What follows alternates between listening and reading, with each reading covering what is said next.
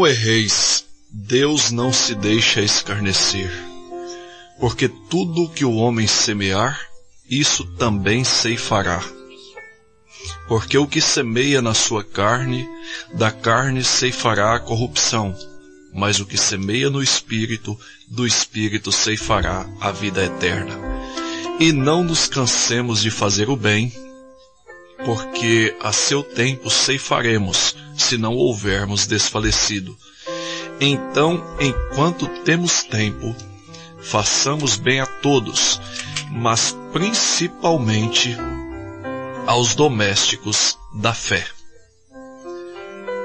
Irmã Isabel e conjunto cantam Reis dos Reis, Rei dos Reis.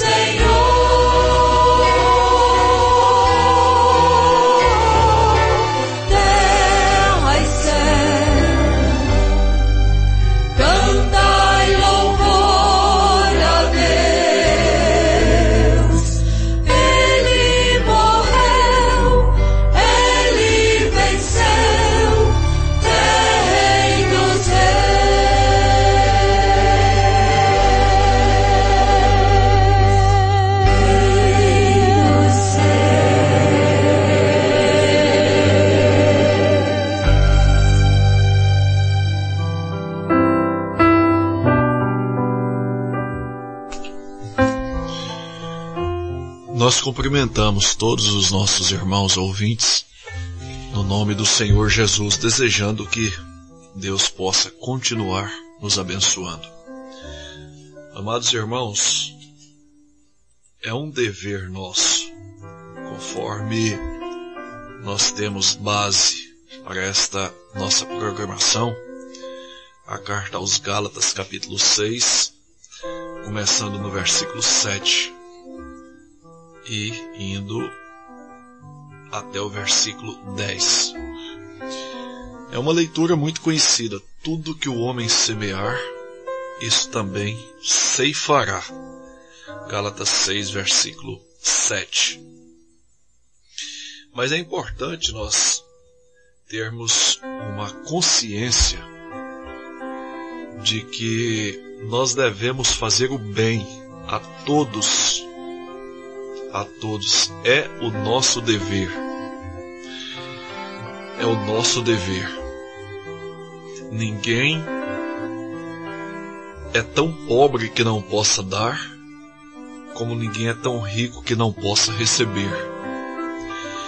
E se falando no sentido espiritual, ninguém tem tanta Bíblia, tanta palavra que não possa receber mais dela.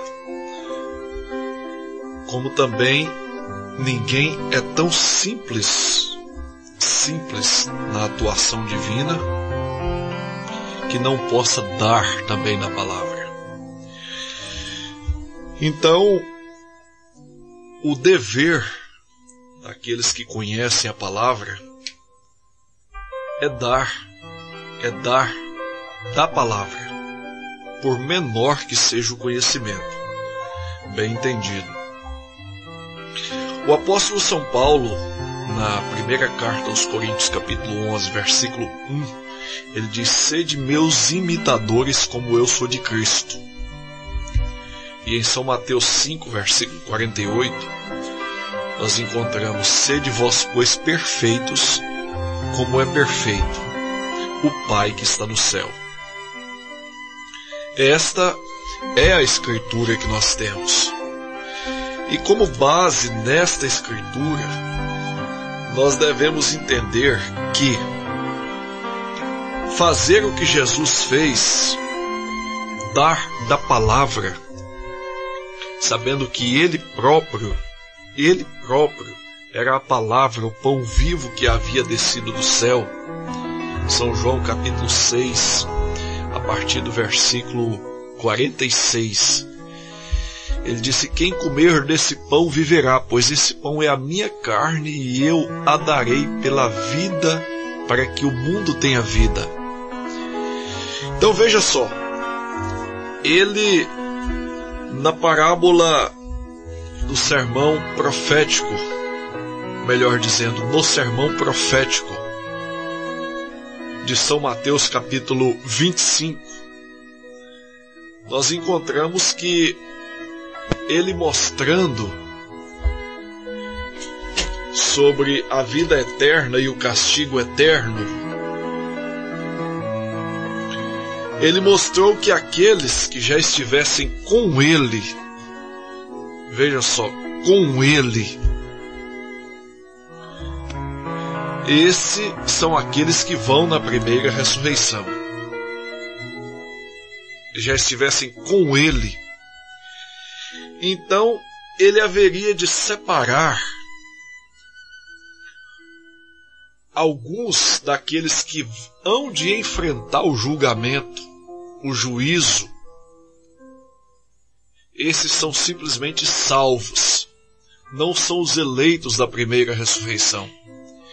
Então ele haveria de separar uns para a direita, outros para a esquerda. Os da direita ele diria: vinde benditos de meu Pai, eu tive fome e me destes de comer. Ou seja, foram servidos. Tive sede e me destes de beber, foram servidos. Estava nu e me vestiste, desabrigado me abrigaste. Este, ele vai dizer: vinde benditos de meu Pai. Os da esquerda, para as trevas exteriores, onde haverá pranto e ranger de dentes. Acontece que ao serem convidados, esses da direita, para estar com ele, eles dirão: quando, Senhor? Quando, Senhor? Te vimos com fome e te demos de comer.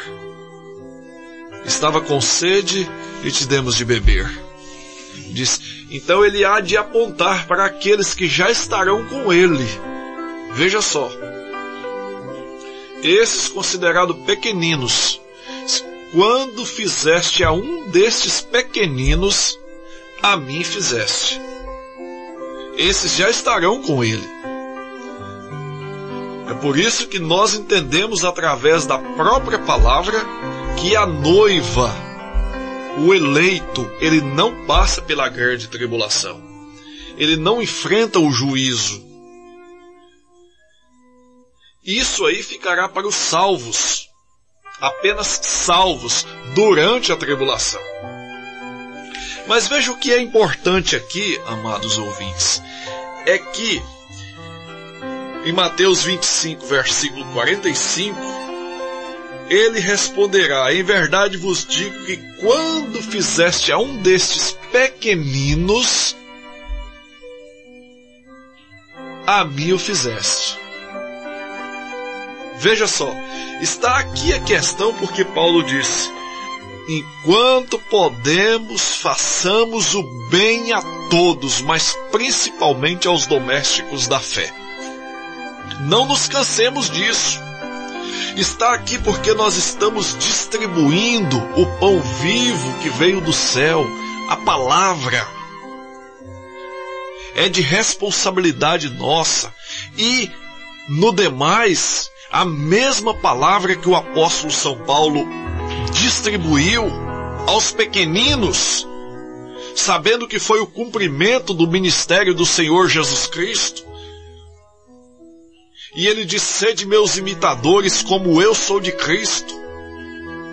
Ser como Cristo é viver a vida que Cristo viveu, é ter o mesmo Espírito de Cristo vivendo em si, é fazendo as mesmas obras que ele fez. Por isso que nós encontramos em Atos capítulo 11, versículo 26, e em Antioquia os discípulos foram pela primeira vez chamados de cristãos. Se há uma nomenclatura, se há um nome pelo qual nós devamos denominar, bem entendido, um nome pelo qual nós devamos denominar os filhos de Deus, esse seria cristãos, não denominacionais, de denominação A, B, C ou D. Não, Deus não veio constituir denominação. Deus não veio constituir igrejas formais, formadas em cima de credos, de dogmas, de sistemas. Não, não, não. Ele veio para constituir pessoas formadas pela sua própria palavra e denominadas, sim, de cristãos. Por isso que nós devemos fazer o que Paulo fez. E ele, por sua vez, rogou que as pessoas o imitassem como ele estava imitando Cristo. E ele disseminou esse evangelho. Eu tenho que dizer, no decorrer das eras, sendo o apóstolo São Paulo o mensageiro da primeira era, e o profeta enviado a nós, a vós também, a todos que estão ouvindo, porque a humanidade tem que entender, nós temos que entender uma coisa. Elias era profeta até mesmo de Acabe. Elias era profeta até mesmo de Jezabel, ela querendo ou não. E dos demais que ali estavam. Ele chegou ao ponto de pensar que estava sozinho, Elias. A resposta divina a ele foi esta: há 7.000 joelhos que nunca se dobraram diante de Baal. Mas Jezabel, ela teve que enfrentar cerca de 3 anos e meio, que veio sob a palavra do profeta Elias. Desgostosa estava ela, perseguia o profeta, ela não gostava do profeta Elias, mas ela tinha que entender, como também esse mundo terá que entender, tem que entender. Conforme Ezequiel capítulo 2, versículo 5, eles quer ouçam, quer deixem de ouvir, porque são casa rebelde, mas hão de saber que esteve no meio deles um profeta. Nós precisamos ter essa consciência. Deus não faz nada, amados ouvintes. Amós capítulo 3, versículo 7. Sem antes revelar, o profeta Amós diz assim: certamente O Senhor Jeová não fará coisa alguma sem antes revelar seu segredo aos seus servos, os profetas. Aqui está porque que o sétimo anjo, em Apocalipse 10, versículo 7, veio revelar todo o segredo de Deus. Todo o segredo de Deus. Inclusive restaurando a própria palavra, a qual nós devemos distribuir às pessoas. É nosso dever, principalmente aos domésticos da fé, a você que ama a palavra de Deus, a você que é da casa de Deus. Seria esse o doméstico da fé? É você o doméstico da fé? Então, se você ama esta palavra, se você tem essa fé, é nosso dever com você pregar toda a palavra de Deus. Então, o apóstolo São Paulo, sendo ele o primeiro mensageiro, ele teve o dever de iniciar a mensagem aos gentios. E a palavra do último mensageiro, sendo ela o Amém, está na carta à sétima igreja de Laodiceia, Apocalipse 3, a partir do versículo 14 ao 22, você pode acompanhar. E ao anjo da igreja que está em Laodiceia escreve: isto diz o Amém, a testemunha fiel e verdadeira. Veja, a palavra dele é o encerramento, é o final, é a última. Por isso ele teve que, como um fechamento para a igreja gentílica, ele teve que trazer a mesma mensagem que o apóstolo São Paulo pregou. Por isso que o profeta de Deus nos diz: se os de Paulo entrou, os meus também entram, porque eu preguei o mesmo evangelho, a mesma mensagem que o apóstolo São Paulo pregou. Seria para nós um grande orgulho, então, citar Gálatas capítulo 1, versículo 8. Isso traz para nós uma confiança do apóstolo São Paulo dizendo: ainda que nós, ou um anjo do céu, desça e pregue um evangelho diferente do que eu tenho anunciado, Olha que confiança! Parece que ele tomou o lugar do um verdadeiro mensageiro, é isso. Parece que ele tomou o lugar da própria palavra. A autoridade, a virtude do alto revestiu aquele homem. Por isso que ele pôde desafiar a morte. Morte, onde está o teu aguilhão? Inferno, onde é que está a sua vitória? Ele estava pregando sobre a ressurreição em 1 Coríntios capítulo 15, a partir do versículo 50, onde ele mostra que a carne e o sangue não podem herdar o reino de Deus. Nem o que é corruptível pode herdar a incorruptibilidade. Porque convém que haja um revestimento. Revestir de quê? Revestir do Espírito. Revestir de toda a armadura de Deus, conforme o próprio apóstolo São Paulo pregou em Efésios capítulo 6, a partir do versículo 10. Toda a armadura de Deus, incluindo a palavra de Deus. A própria palavra de Deus.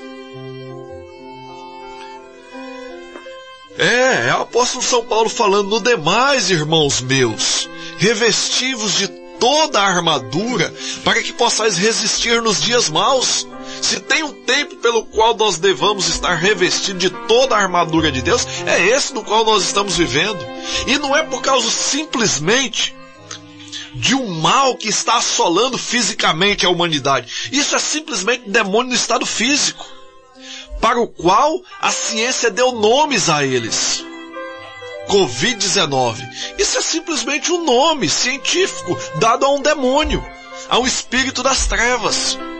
São 200 milhões de espíritos que está mencionado em Apocalipse 9, a partir do versículo 16, como cavaleiros. 200 milhões deles foram soltos no grande rio Eufrates.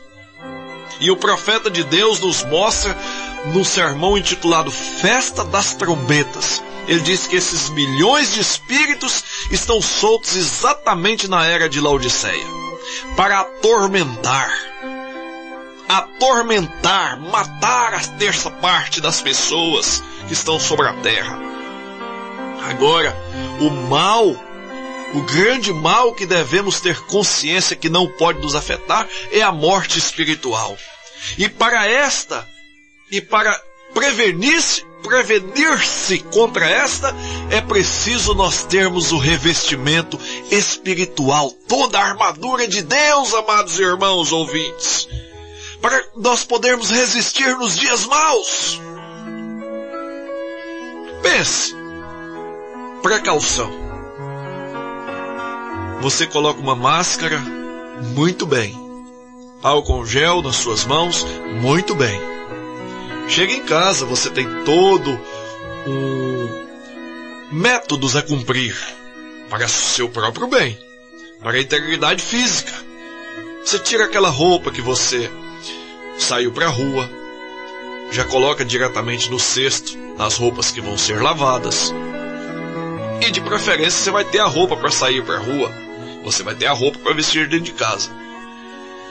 Tudo isso é precaução, para evitar simplesmente o mal que afeta no seu físico.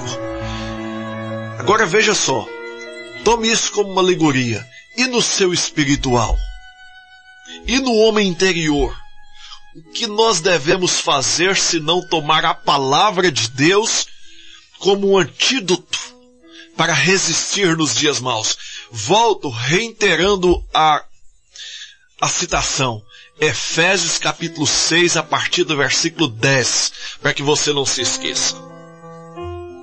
É toda a armadura de Deus para poder resistir nos dias maus. É por isso que nós estamos apregoando essa palavra de verdade a você, amado ouvinte. É cumprindo Gálatas capítulo 6, fazer o bem a todos, principalmente aos domésticos da fé. Enquanto nós temos tempo, é o nosso dever em cumprimento ao nosso ministério, pregar a mensagem, pregar a verdade, para que nós possamos como um todo ser reconhecidos como cristãos, não denominacionais, não montados em um sistema criado por homens, dogmas denominacionais, não, mas sim recheados pela própria palavra de Deus e revestido de toda a armadura de Deus, começando pelo batismo em nome do Senhor Jesus Cristo. Que o Senhor Jesus possa nos abençoar mais uma vez. É o nosso desejo em nome do Senhor Jesus Cristo. E nós temos o prazer de deixar a voz o número do telefone, caso vocês queiram entrar em contato conosco. O prefixo é 93 99207 3704. 99207 3704.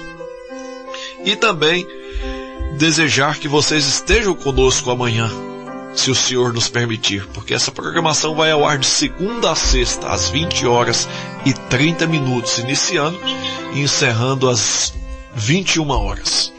Vamos ficar então ouvindo o hino de saída Quem Tem Jesus, com a irmã Jane e a irmã Gleiciane.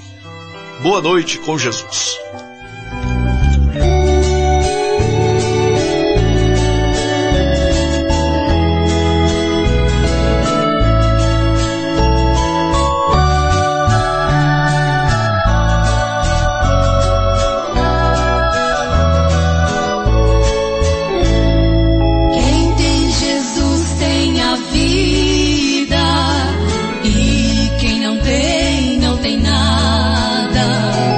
Quem tem